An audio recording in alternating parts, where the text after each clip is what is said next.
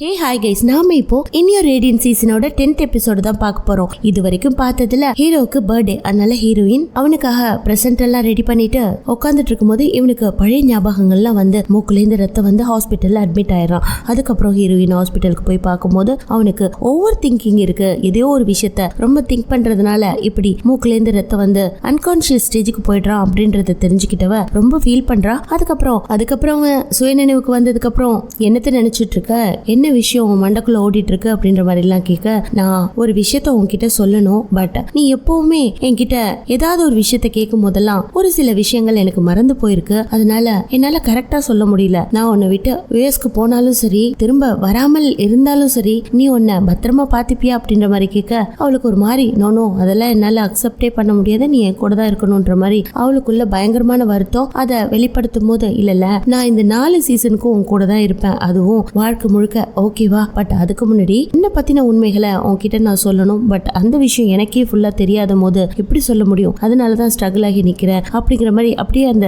பிளாஷ்பேக்கை காட்டுறாங்க. ஆக்சுவலா hero meet பண்ணிட்டு வெளியில போகும்போது எதேச்சியா சாவை இடிச்சுட்டா. அந்த சமயத்துல அவ பேக்ல இருந்ததெல்லாம் கீழே கொட்டிடுது, இன்க்ளூடிங் பிரேஸ்லெட்டோட. அதே சமயத்துல இவ கையில வச்சிருந்ததும் கீழே விழ, அதுல பெண்ணும் கீழே விழுந்தது. அதுல ஹரான் அப்படின்ற மாதிரி இவளோட பேர் எழுதி இருக்கிறத சா பார்த்துட்டு இவதான் அந்த ஹரானா அப்படின்ற மாதிரி திங்க் பண்ணிட்டே நின்னுட்டு இருக்கா. சாக்கு இப்படியாப்பட்ட அதிர்ச்சி. அதே சமயத்துல ஹீரோயின் ஒண்ணு தெரியாம ஒரு பக்கம் நின்னுட்டு இருக்க. இவங்க 2 பேரும் நிக்கிறத ஹீரோ வந்து பார்த்துட்டு அவன் என்ன நடந்துச்சீங்க அப்படின்னு குழம்பி போய் நின்று இருந்திருப்பான். அந்த நேரத்துல ஹீரோயின் கீழே விழுந்து கிடக்கிற பிரேஸ்லெட் எடுத்து சாக்கிட்ட கொடுக்க போக, அதை நான் பாத்துக்கிறேன் அப்படின்னு டக்குன்னு கையில இருந்து புடுங்க நினைக்க அது அருந்து போயிடுது. ஐயோ சாரிங்க, எல்லாத்தையும் நான் எடுத்து கொடுக்குறேன் அப்படின்னு ஹீரோயின் எடுக்க ட்ரை பண்ண, இல்ல நான் தான் அறுத்தேன், நானே எல்லாத்தையும் கலெக்ட் பண்ணி கொடுக்குறேன்னு மொத்தத்தையும் கலெக்ட் பண்ணி சாக்கிட்ட கொடுக்கும் போது, பரவாயில்ல இது நான் ரொம்ப நாளா போட்டிருந்தேன், தேங்க்ஸ் ஹரன் அப்படின்ற மாதிரி சொல்ல, என் பேரு உங்களுக்கு எப்படி தெரியும்ன்ற மாதிரி ஹீரோயின் சாவ அப்படியே உத்து பார்க்க, இல்ல உங்க பேனால உங்க பேரை பார்த்த அதனாலதான் அப்படின்ற மாதிரி பேசிட்டு இருக்கும்போது, வா சீக்கிரம் போலாம் அப்படின்னு ஹீரோ அவசரப்படுத்த, ஏன் இவ்வளவு அவசரமா கிளம்புறீங்க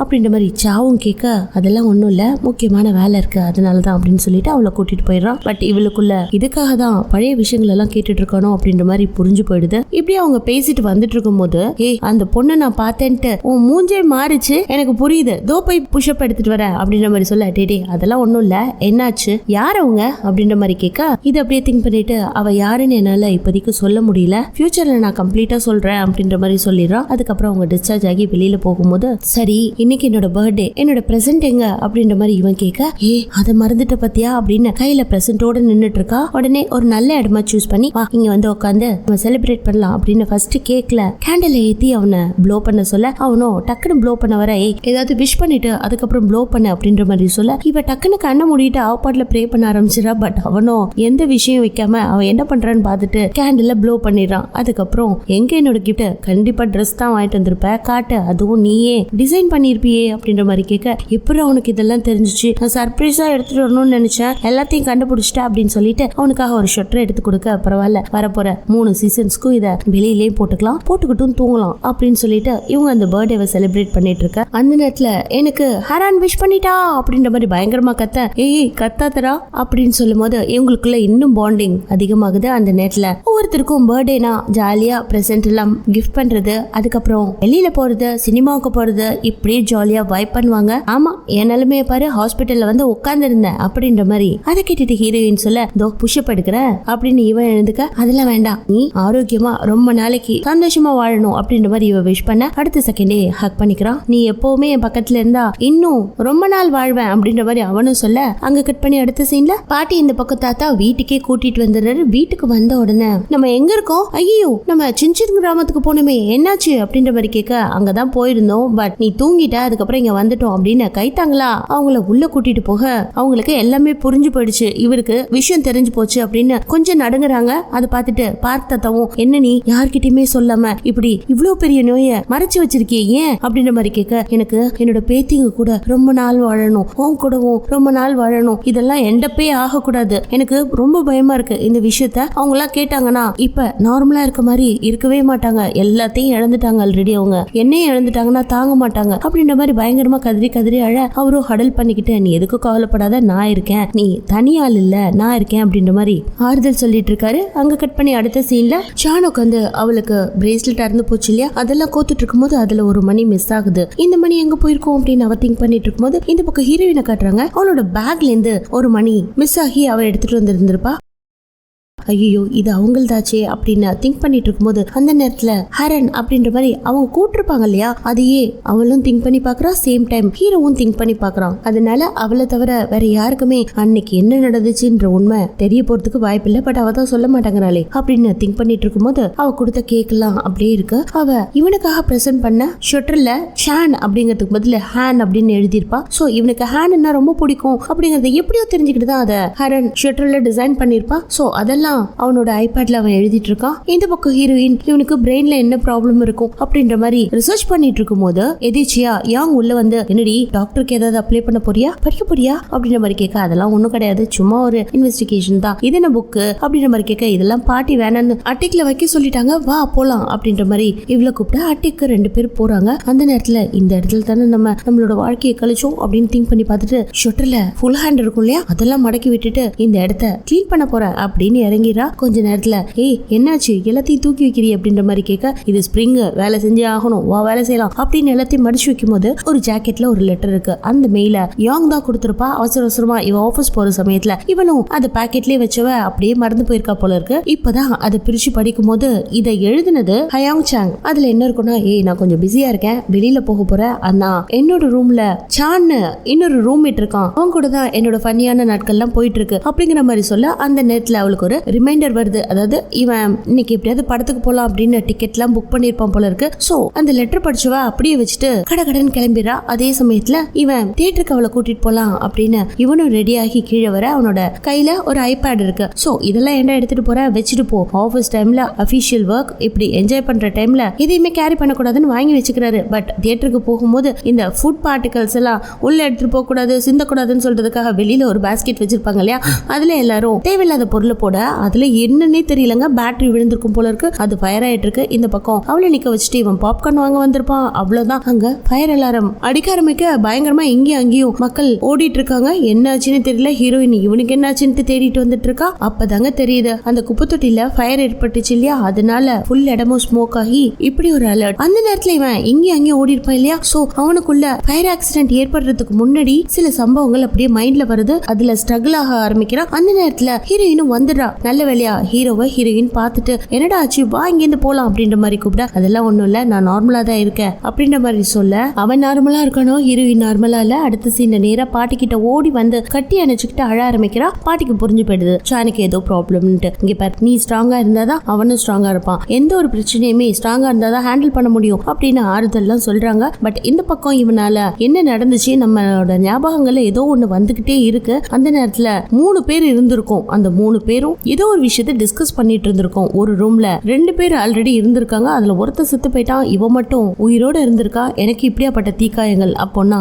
அந்த இடத்துல என்ன நடந்துச்சு, இவ எதை மறைக்கிறா அப்படின்னு ஓரளவுக்கு கண்டுபிடிச்சிடான். அடுத்த சீன்ல இந்த பக்கம் ஹேடம் தன்னோட பாய் ஃப்ரெண்டுக்கு பூசணிக்காய் ஜூஸ் எல்லாம் கொண்டு போய் கொடுக்குறா. அவ அவ்வளவு அக்கறையா பாத்துக்கிறத பார்த்துட்டு, நீ கொஞ்சம் தைரியமா இருக்கணும், ஸ்ட்ராங்கா இருக்கணும், ஓகேவா அப்படின்ற மாதிரி அப்பப்போ அவளையும் என்கரேஜ் பண்ணிக்கிட்டே இருக்கான். பட் அவ ஹாப்பியா இருக்க மாதிரி தான் தெரியுது. பட் என்ன விஷயத்தை இவ மறைக்கிறானே தெரியல. இந்த பக்கம் யாங் ஆபீஸ்ல நடந்து போகும்போது ஆப்போசிட்ல மேனேஜர் வர அப்படியே அவளோட வாய்ஸ் ஸ்டாப் ஆகுது. சேம் டைம் இவரோட மனசுலயும் அதே மாதிரியான ஃபீலிங். இவ எதையுமே காட்டிக்காம அபிஷியல் விஷயத்த மட்டும் நெலஞ்சி கொழிஞ்சு வளைஞ்சு அப்படியே பேசிட்டு ஒன்னத்தையும் காட்டிக்காத மாதிரி ஒரு வணக்கத்தையும் வச்சுட்டு அவ பாட்டுல கிளம்ப இவருக்கு புரியுது. பட் என்ன பண்ண முடியும், அப்படியே அமைதியா இருக்காரு. அங்க கட் பண்ணி அடுத்த சீன்ல ஆபீஸ்ல எல்லாரும் உட்காந்து பிஸியா ஒர்க் பண்ணிட்டு இருக்கும்போது காஃபி வாசனை வருது. எப்படி இந்த காஃபி வாசனை வந்துச்சு அப்படின்னு யோசிச்சுட்டு இருக்கும்போது அந்த இடத்துக்கு பார்க் தாத்தா காஃபியோட வர எல்லாருமே ஆளுக்கு ஒரு காஃபியா எடுத்துக்கிறாங்க. அதுல எப்பவும் காமெடி பண்ணுவாரு ரெமி, அதுல ஒரு கப்ல மட்டும் ரிப்பன் கட்டி இருக்கிறத பார்த்துட்டு இது என்னோடது அப்படின்ற மாதிரி எடுத்துக்க, நோ இது என்னோட சிக்னேச்சர், இத ஸ்பெஷலா ஒரு பர்சனுக்கு நான் கொடுக்க போறேன் அப்படின்ட்டு எல்லாருக்கும் காஃபியை கொடுத்துட்டு அப்படியே ஹீரோயின் கூட பேசிக்கிட்டே, சானுக்கு ஒன்னும் இல்லமா அப்படின்ற மாதிரி ஆறுதெல்லாம் படுத்திக்கிட்டு நேரா பாட்டியை பார்க்க வந்து அவங்களுக்கு இந்த காஃபியை கொடுத்துட்டு, இப்ப நீ எதுக்கும் கவலைப்படாத, நான் அப்பப்ப ஆபீஸ்லயும் காஃபி கொடுக்க வர மாதிரியே உன்னை வந்து பாத்துப்பேன், உன் கூடவே இருப்பேன், ஓகேவா.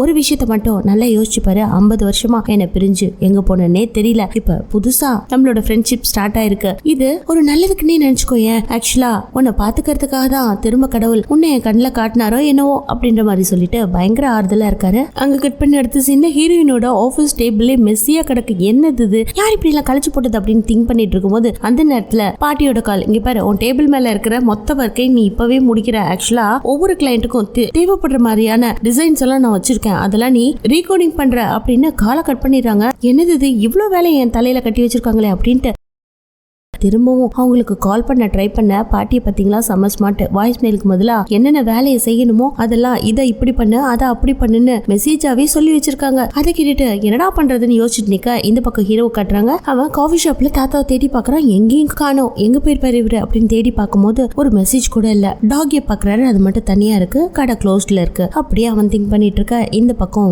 யாங் மிஸ் கிம்மோட ஆபீஸ் ரூமுக்கு வராங்க. அந்த இடத்துல எல்லாமே ஒழுங்கா இருக்கு. சோ அவங்க கலருக்காக நிறைய கலர் ஜூஸ் மாதிரி டேபிள்ல அடுக்கி வச்சிருப்பாங்க. சோ இப்போதைக்கு இந்த காஸ்டியூம் டிசைனர்ஸ் எல்லாமே நியோனா செலக்ட் பண்ணி அதை ஜூஸ் மாதிரி ரெடி பண்ணி வச்சு அதுல இருந்து கிரியேட் பண்றாங்களே அப்படின்னு சொல்லிக்கிட்டே ஒரு ஃபைலை கொண்டு வந்து டேபிள் மேல வைக்க போக அது தெரியாதனமா ஒரு ஜூஸோட கிளாஸ்ல பட்டு அது கீழே ஸ்பில்லாக அதை துடைக்கிறேன்ட்டு இவ அவங்களோட டேபிள கிளீன் பண்ணும்போது தான் அதுல ஒரு ஷீட் இருக்கு. அந்த ஷீட்டுக்கு அடியில இந்த கஜினி படத்துல எப்படி ஒவ்வொரு விஷயங்களையும் மறந்து போனா ஞாபகப்படுத்துறதுக்காக எழுதி வச்சிருப்பான், அதே மாதிரி எல்லா விஷயங்களையும் எழுதி வச்சிருக்காங்க. அதை படிச்ச உடனே அவளுக்கு ஒரு மாதிரி தலையே சுத்த ஆரம்பிச்சிருச்சு. அதுல ஒரு கான்டாக்ட் நம்பர் இருக்கு. அதை எடுத்து அவ போன் பண்ணி பார்க்கும்போது அது நோபல் லைஃப் சென்டர் அப்படின்னு இருக்கு. அங்கிருந்து உங்களுக்கு எந்த பேஷண்டோட டீடைல்ஸ் வேணும் அப்படின்ற மாதிரி கேட்க, ஏங்க நான் மிஸ் கிம்மோட ரிலேட்டிவ் தான் பேசுறேன், அவங்க அங்க இருக்காங்களா அப்படின்ற மாதிரி கேட்க, அவங்க வந்து இன்னைக்கு செக்அப்லாம் முடிச்சுட்டு கிளம்பிட்டாங்களே அப்படின்ற மாதிரி சொல்ல, அப்பதான் இவளுக்கு பாட்டிக்கு ஏதோ பிரச்சனை இருக்குன்னு புரிஞ்சிருது. அதே சமயத்துல டேபிள்ல செக் பண்ணி பார்க்கும்போது அவங்க ஒரு கீயை வச்சு மறைச்சு வச்சிருப்பாங்க இல்லையா, அந்த கீ எடுத்து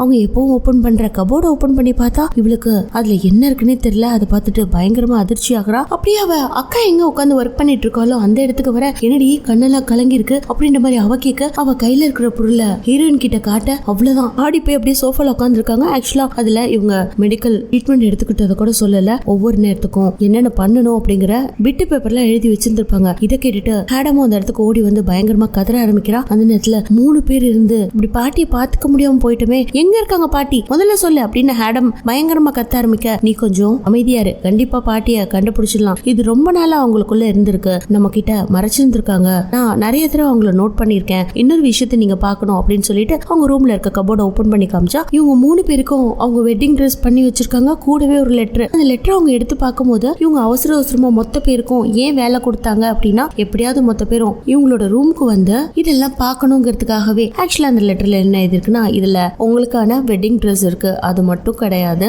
நான் இந்த லெட்டர் படிக்கும் போது ஹாஸ்பிட்டல்ல போய் அட்மிட் ஆயிருப்பேன், எனக்கான ட்ரீட்மெண்ட் ஆரம்பிச்சிருக்கோம், நான் வர வரைக்கும் நான் எங்க இருக்கேன் அப்படின்ற மாதிரி தேடிட்டு இருக்காம நார்மலா உங்களோட லைஃப சந்தோஷமா எடுத்துட்டு போங்க, அப்படி இல்லைன்னா நான் ரொம்ப கஷ்டப்படுவேன், நான் சீக்கிரமா கியூர் ஆகி வரணும்னு வேண்டிக்கோங்க, அதுக்கப்புறம் சண்டை போடாம எல்லாருக்குமே என் கையால உங்களுக்கான இந்த வெட்டிங் ட்ரெஸ் நான் கிரியேட் பண்ணி வச்சிருக்கேன், அதுல 3 பேரோட பேரும் எழுதி வச்சிருக்கேன், அதை எடுத்து யூஸ் பண்ணிக்கோங்க அப்படின்ற மாதிரிலாம் எழுதி வச்சுட்டு பாட்டி சொல்லாம போனதை நினைச்சு ரொம்ப கஷ்டப்படுறாங்க. இப்படி சோஃபால உட்காந்துட்டு ஃபீல் பண்ணிட்டு இருக்கும்போது அப்பதான் ஹேடம் கையில இருக்க நோட்டீஸ்ல ஹேடமோட பாய் ஃப்ரெண்ட அவங்க மீட் பண்ணதை நோட் பண்ணி வச்சிருந்திருப்பாங்க இல்லையா, அத கவனிச்சிடுறா. ஓ, இதுக்காக தான் இவன் கிஃப்ட் வாங்க போனானா, இதுக்காக தான் இவன் என்ன அவாய்ட் பண்ணிட்டு பாட்டியை மீட் பண்ண வந்திருக்கானா, அப்ப பாட்டிக்கு இருக்க டிசீஸ் அவனுக்கு ஆல்ரெடி தெரிஞ்சிருக்கு, என்ன நடந்துச்சுன்னு முழுசா தெரிஞ்சுக்க அவனை பார்த்தா தான் தெரியும் அப்படின்னு இவ கோவப்பட, அதுல பாய் ஃப்ரெண்டுக்கு கால் பண்ணி கத்தியே விட்டுறா. ஏன்னா இத்தனை விஷயங்களையும் அவனுக்கு தெரிஞ்சு மறைஞ்சிட்டா இல்லையா. அதனால அடுத்து 3 பேரு கிளம்பி ஹாஸ்பிட்டலுக்கு ஓட, அங்க நியூரோலஜி சென்டர் இருக்கு இல்லையா, அந்த இடத்துல தான் பாட்டி வச்சிருக்கணும் அப்படின்னு மிஸ் பண்ணவங்க எதேச்சியா பார்க்கும்போது பாட்டியும் செக் எல்லாம் முடிச்சுட்டு வெளியில வரும்போது தாத்தா அவங்களுக்காக வெயிட் பண்ணிட்டு இருக்காங்க.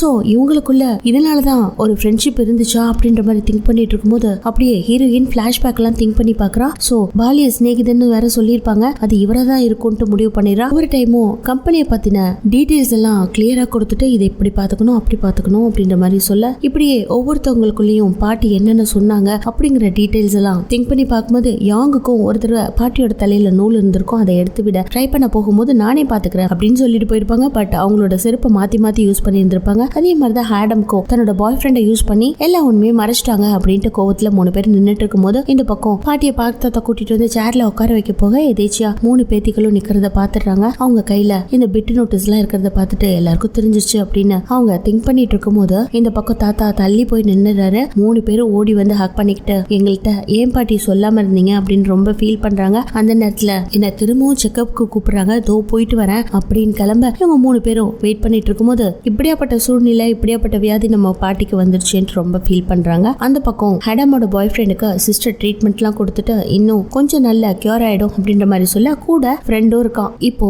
உனக்கு ட்ரீட்மெண்ட் முடிஞ்சிருச்சு, விட்டமின் சி தேவைப்படுது, அதனால இந்தாடா ஆரஞ்சு பழம் இதை சாப்பிடு அப்படின்ற மாதிரி உரிச்சு ஊட்டி விட போக அந்த நேரத்துல பத்திரகாளி மாதிரி ஹடாம் வந்து நிக்க அவ்வளவுதான். அவ கத்துன கத்துல துண்டக்கானு துணியக்கானு உழுந்தடிச்சு ஓடி போக அதுக்கப்புறம் ஹடாம கன்வின்ஸ் பண்ணி பாட்டிக்கு நான் முதல் நாள் பார்த்தன்னைக்கு நான் யாருன்னு தெரியும், ஆக்சுவலா ஒரு நாள் இது மாதிரி ஆச்சு அப்படின்ட்டு நடந்த கதை மொத்தத்தையும் சொல்லிட்டு லாஸ்டா அவங்களுக்காக தான் கடைக்கு போயிட்டு ரிமைண்டர் அலாரம் மாதிரி ஒரு செயினை வாங்கிட்டு வந்து கொடுத்தேன் அப்படிங்கிற மாதிரி சொல்ல இவ்வளவு சந்தோஷப்படுறா. அடுத்த சீன்ல மேனேஜருக்கு இந்த விஷயம் தெரிஞ்சு தலை தெறிக்க ஓடி வர ஆப்போசிட்ல யாங் வந்து நின்றுட்டு இருப்பா. மேனேஜர் பார்த்த உடனே கூடவே தானே இருந்தீங்க, அவங்களோட பிஏ தானே, அவங்கள சரியா பாத்துக்க முடியாதா, இந்த அளவுக்கு எல்லார்கிட்டயும் மறைச்சிருக்காங்க, நீங்க அவங்க கூடவே இருக்கும் போது எப்படி இப்படி எல்லாம் நடந்துச்சு, அப்போ எல்லாரையும் பாத்துக்கிறேன்னு சொன்னது பொய்யா அப்படின்ற மாதிரி கேள்வி கேட்க இவரால பதிலே சொல்ல முடியல. அங்க கட் பண்ணி அடுத்த சீன்ல மொத்த பேரும் ஒன்னா இருக்கும் போது டாக்டர் சம்மரியே சொல்ல ஆரம்பிக்கிறாங்க. பாட்டிக்கு இப்போதைக்கு நாங்க செக் பண்ணி பார்க்கும்போது பிரெயின்ல கொஞ்சம் என்லார்ஜ் ஆயிருக்க மாதிரி இருக்கு அப்படின்னு சொல்ல எல்லாருமே அதிர்ச்சி ஆயிடுறாங்க. சோ இது டிமினிஷியா மாதிரி இல்ல, ஆனா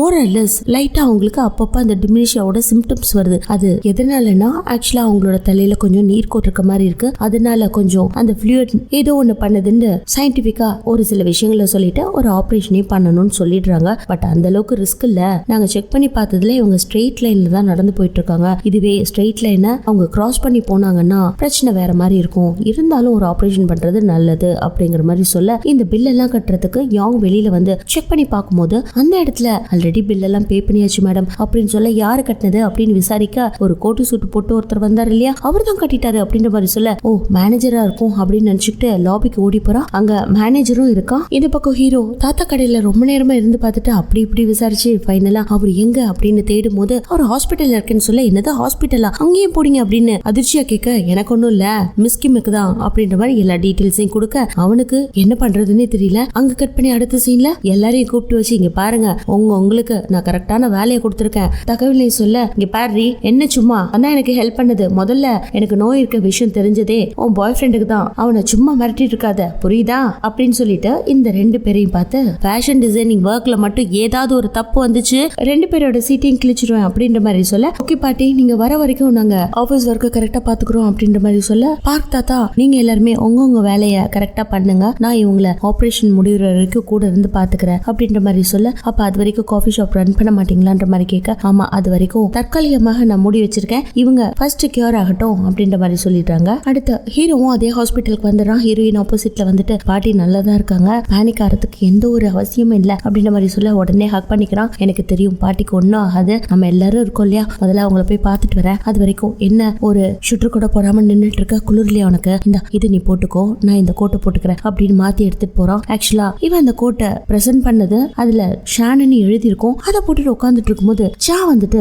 நீதான் அவளோட கேர்ள் ஃப்ரெண்டா அப்படின்ற மாதிரி கேட்க ஆமா அப்படின்ற மாதிரி சொல்ல ஐயோ உங்ககிட்ட ஒரு முக்கியமான விஷயம் சொல்லணும், அன்னைக்கு உங்களோட பிரேஸ்லெட்ல ஒரு மணி மட்டும் என்னோட பேக்ல இருக்கு அதை கொண்டு வந்து கொடுத்துறேன் அப்படின்ற மாதிரி சொல்ல ஆமா அந்த இடம் கொஞ்சம் கேப்பா இருக்கு அதை ஃபில் அப் பண்ணணும் அப்படின்னு ஹீரோயினுக்கு பின்னாடி வந்து நிக்கிற ஹீரோவை முறைச்சபடி சீக்கிரமா எடுத்துட்டு வந்து கொடுத்துரு அப்படின்ற மாதிரி சொல்லிட்டு சான் போக அப்ப ஹீரோயினுக்கு கால் வருது. பார்க் தாத்தா கிட்ட நான் சானை பார்த்துட்டேன், லாபில தான் வெயிட் பண்றோம், பாட்டியை பார்க்க வரலாமா அப்படின்ற மாதிரி கேட்க அடுத்து பாட்டியை பார்க்கறதுக்காக பெர்மிஷன் கொடுக்குறாங்க. அவரும் போய் எல்லா விஷயத்தையும் ஷேர் பண்ணிட்டு ஓ நீங்க அதனாலதான் ஒவ்வொரு இடத்துல அது மாதிரி எல்லாம் பிஹேவ் பண்ணிக்கிட்டீங்களா அப்படின்ற மாதிரி கேட்க ஆமாண்டா நீ எல்லாரையும் கொஞ்சம் கூட இருந்து பாத்துக்கோ அப்படின்ற மாதிரி எல்லாம் சொல்றாங்க. அதே சமயத்துல உனக்கு ஏதோ பிரச்சனை நான் கேள்விப்பட்டேன் அப்படின்ற மாதிரி பாட்டி கேட்க நான் நல்லா தான் இருக்கேன், ஒரு சில விஷயங்களை நான் மறந்துட்டேன், அதெல்லாம் ரீகால் பண்ணும்போது தான் எனக்கு இப்படி ஆகுது அப்படின்ற மாதிரி இவனும் சொல்றான். ஃபியூச்சர்ல நீ ஹேரனை கல்யாணம் பண்ணிக்கோன்னு சொல்லாமலும் சொல்லிடுறாங்க. அவனும் அதை லைட்டா அக்செப்ட் பண்ணிக்கிறான்.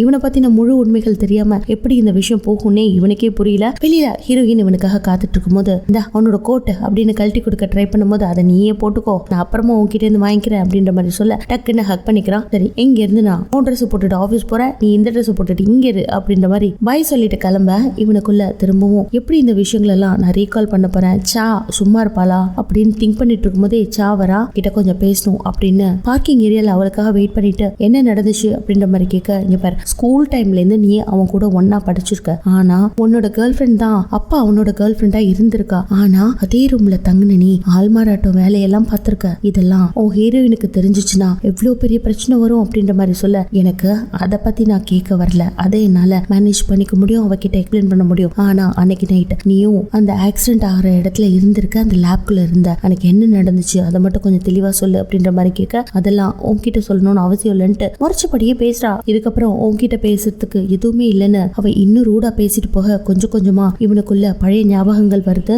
ஆக்சுவலா இவன் போய் அவன் ஃப்ரெண்டான சான் கிட்ட, ஏய் உன்னோட கேர்ள் ஃப்ரெண்ட் மெசேஜ் பண்ணிட்டே இருந்தா, அவகிட்ட நான் பேச ஆரம்பிச்சிட்டேன், இப்ப நார்மலா ஃப்ரெண்ட்ஸ் மாதிரி பேசிட்டு இருக்கோம் அப்படின்ற விஷயத்த சொல்லி இருந்திருப்பான். இந்த விஷயம் இவன் வீட்டுக்கு வந்ததுக்கு அப்புறம் தூங்கும் போதுதான் அது திரும்ப அவனுக்கு ஞாபகத்திலே வருது. அதே சமயத்துல சாவையும் காட்டுறாங்க. சாய் எதுக்கும் சும்மா முழிச்சுக்கிட்டே இருக்காங்க. ஆக்சுவலா அவ்வளோ அந்த பாஸ்டன் யூனிவர்சிட்டியில தான் படிச்சிருந்திருப்பா. அதுல அந்த பிரேஸ்லெட் அப்புறம் இறந்து போன ஹேண்ட் ஷவர் பத்தியும் அப்படியே திங்க் பண்ணிக்கிட்டே இருக்கா. அதே சமயத்துல ஆபீஸ்ல காட்டுறாங்க, எல்லாரும் ஒர்க் பண்ணிட்டு இருக்கும் போது ஹீரோ எல்லாருக்கும் காஃபி அது இதெல்லாம் வாங்கி கொடுத்து சியர் அப் பண்றான். கொலீக்ஸ்க்கெல்லாம் இந்த விஷயம் கேட்டு கொஞ்சம் ஒரு மாதிரி ஃபீல் பண்ணுவாங்க இல்லையா, ஆளுக்கு அவங்கள நல்லா பாத்துக்கோங்க, கேர் பண்ணிக்கோங்க அப்படின்லாம் சொல்லிக்கிட்டே இருக்காங்க. இந்த பக்கம் ஹீரோயின் கிட்ட நாளைக்கு அந்த பிரேஸ்லெட் இருந்த ஒரு மணியை கொண்டுட்டு வந்து கொடுன்னு சா சொல்லி இருந்திருப்பா இல்லையா, அது ஹீரோட மைண்ட்ல அந்த நேரத்துல ஞாபகத்துக்கு வர, கண்டிப்பா இன்னைக்கு ஹீரோயினை மீட் பண்றதுக்கு சா போவான். அந்த மணியை கேட்டு ஏதாவது உண்மையை உளறி கொட்டினானா என்ன பண்றது அப்படின்ற மாதிரி ஹாஸ்பிட்டல்ல போயிட்டு சா எங்க இருக்கா அப்படின்னு தேடி பார்க்கும்போது மொத்த டாக்டர்ஸும் ஏதோ ஒரு முக்கியமான வேலைக்காக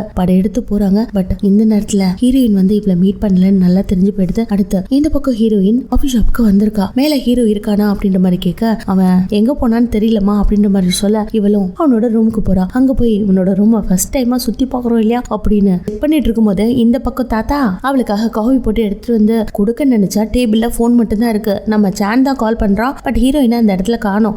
அவன் இங்க தாண்டா இருந்தா எங்க போனானே தெரியல அப்படின்ற மாதிரி சொல்ல, இந்த பக்கம் நம்ம ஹீரோவை காட்டுறாங்க. ஐயோ எங்க போனான்னு கொஞ்சம் பாருங்க அப்படின்னு பதற ஆரம்பிக்கிறான். அதே சமயத்துல ஹீரோயின் நேரா அவன் ரூம்ல போய் உட்காந்து எதையும் எழுதிட்டு இருக்கா. இந்த பக்கம் பரபரப்பா ஓடி வந்த ஹீரோ நேரா அவனோட ரூமுக்கு போறான். அந்த இடத்துல தேங்க்ஸ் ஃபார் த அப்படின்னு பாதியிலே முடிக்கப்பட்ட வார்த்தைகள் இருக்கு. சரி இவ எங்க போயிருப்பா அப்படின்னு யோசிக்கும் போது டேபிள் மேல அவனோட டைரி ஓபன் ஆகி இருக்கிறத பாக்குறா. அதுல உடைஞ்சு போன டெஸ்ட் டியூப்ஸும் பக்கத்துல அருந்து போன அந்த பிரேஸ்லெட்டோட பிக்சரும் இருக்கு. இதுல இருந்து இவளுக்கு என்ன தெரிஞ்சிச்சுன்னே ஒன்னும் புரியல. சோ இதை வச்சுதான் அவன் இன்வெஸ்டிகேஷனே நடத்திட்டு இருந்திருக்கான். அந்த பொம்பளைக்கு தான் எல்லாமே தெரியும்னு வேற எழுதி வச்சிருந்திருப்பான். அதெல்லாம் இவ படிச்சிருந்தானா கண்டிப்பா ஓரளவு முக்காவாசி விஷயங்கள் அவளுக்கு புரிஞ்சிருக்கிறதுக்கு வாய்ப்பு இருக்கு இல்லையா. அந்த பதத்தோட நேரா அவளை தேடுறதுக்காக போன் பண்ணி பாக்குறான். ஃபைனலா அவ ஆபீஸ்லயும் இல்ல. சோ ஹாஸ்பிட்டல்ல தேடலான்னு அங்க ஓடும் போது அவளை காணுமேப்பா இங்க வரலன்னு பார்க் தாத்தாவும் சொல்லிடுறாரு. இப்ப எங்கதான் போயிருப்பா அப்படின்னு ஃபீல் பண்ணும்போது இவனுக்கு திரும்பவும் தலைவலிக்க ஆரம்பிக்குது. வேற வழி இல்லாம மெசேஜாவது பண்ணி பாப்போன்ட்டு மெசேஜ் பண்ணிட்டு அவங்க வீட்டு வாசல்ல வெயிட் பண்ணிட்டு இருக்கும் போது அவ எந்த ஒரு ரிப்ளையும் பண்ணாததுனால நேரா காஃபி ஷாப்க்கு வந்துறான். அந்த இடத்துல ஹீரோயின் இவனுக்காக வெயிட் பண்ணிட்டு இருக்கும் போது அவளோட கையில லெட்டர்ஸ்ல இருந்து எல்லாமே இருக்கு. ஆக்சுவலா ஹயாங் சாங் தங்கியிருந்த ரூம்ல தான் நீ தங்கியிருந்தியா, அவனோட ரூம்மேட்டா, அப்ப என்ன உனக்கு 7 வருஷமாவே தெரியுமா அப்படின்ற மாதிரி கேட்க ஹீரோவால எந்த ஒரு பதிலும் சொல்ல முடியல. இதோட இந்த எபிசோடும் முடியுது. இதுக்கப்புறம் என்ன நடக்கும் அப்படிங்கிற அந்த இன்ட்ரெஸ்டிங் மூமெண்ட்ஸை பார்க்கறதுக்கு என்னோட சேனலை சப்ஸ்கிரைப் பண்ணிக்கோங்க. பக்கத்துல இருக்க பெல் நோட்டிபிகேஷனை மறக்காம ஆன் பண்ணுங்க, லைக் பண்ணுங்க. மீண்டும் நாளை சந்திப்போம். தேங்க்யூ.